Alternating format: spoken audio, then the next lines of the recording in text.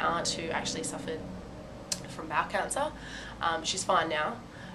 But the biggest thing in my family, or in my immediate family, was, you know, we really need to take a more active position on being healthy and making sure you do exercise. So I have a strong family history of melanoma and skin cancer, so it's really important to me to have healthy behaviours when out in the sun.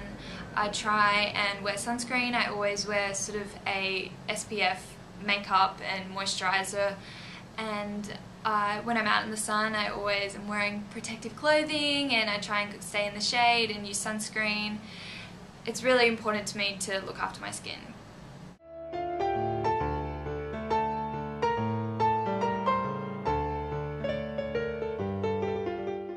In Germany, where I'm from, smoking is still quite socially accepted, and there are a lot of my friends that still smoke, and yeah, my mother also smokes. So that's been very difficult for me because I know so much about how dangerous it is to smoke, and yeah, and I've also now been working on the development of lung cancer treatment guidelines, so I know how horrible this form of cancer is.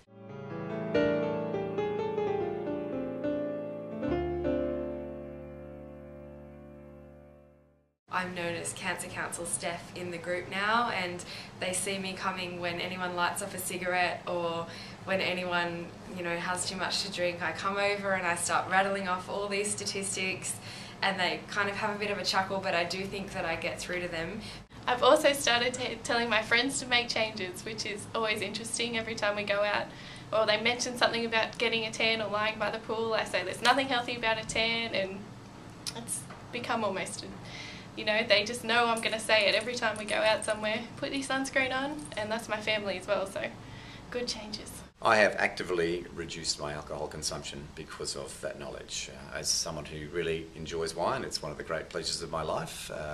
I had to make an evidence-based decision on cutting back on that pleasure, but without the knowledge around the link between cancer and long-term consistent, continuous alcohol consumption, I would have made that lifestyle choice, and I really feel that I've probably improved my chances of having a longer life and more cancer-free life by making that choice.